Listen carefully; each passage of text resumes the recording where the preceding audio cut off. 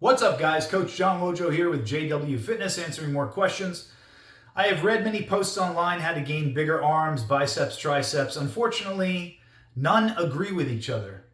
So my question is to anyone with personal experiences, how to get bigger, mainly arms, not looking for more strength or to get toner. If it happens, it happens. Currently just training to failure. Any advice is appreciated. All right, so you want bigger guns, bigger arms. My arms are not all that big, but I'm doing all right.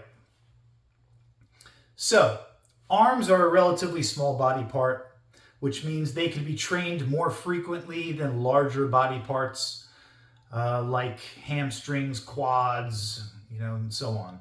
So, the idea, the game, as it were, is to train. This is for any muscle that you're training. You want to train intensely enough that you're within a certain proximity to failure. And I think it's kind of commonly agreed upon now, based on what the current studies tell us, that you kind of want to be within 3 reps shy of failure. So you want to kind of get right up close to failure. So 3 reps shy of failure would be kind of a minimum. And then right up until failure, and even taking it like beyond failure with forced reps and so on, is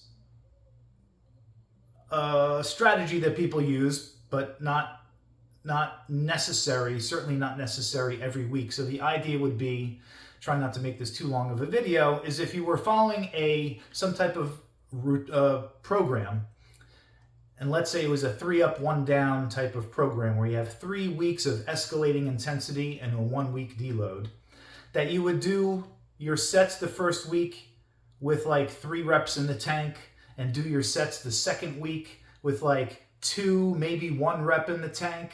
And then the third week you would just go for broke and just train to failure, because the following week you're going to deload. So you're going to like intentionally kind of like overreach a little bit in that 3rd week, but no problem, because now you have a down week the following week, and you're going to rest and recover, and you're going to super compensate, and that's where you do then you're going to be set up for the next cycle, where you start your next 3 weeks, and you're going to start that cycle off stronger than you were the first time you started the first cycle, and so on. And that's going to continue that ad infinitum. So that's the general concept of how closely you want to train a muscle to failure. You're going to want to do, arms can handle a fair amount of volume, and since they're a smaller muscle group, like I said, they recover more quickly than other body parts. So maybe you're going to train legs twice a week, maybe 3 times a week. Maybe you could train your chest and your back maybe 3 times a week. But arms can virtually be done every other day. It's just a matter of recovery. If you do 5 sets of curls and 5 sets of triceps, and then you find out like 2 days later you feel fresh, you could do them again, do them again. Even if it's a scheduled leg day, do a separate session and do them again.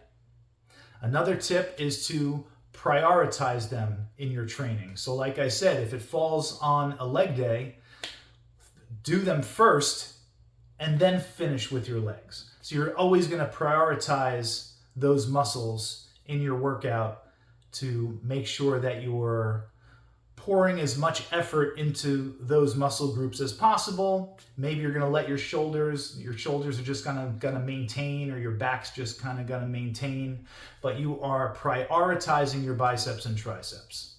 And then as far as individual exercises, you could find that information anywhere, so I'm not going to beat that to death in this video. Guys, I hope this helps. If you appreciate the content, please like and subscribe, and I'll talk to you soon.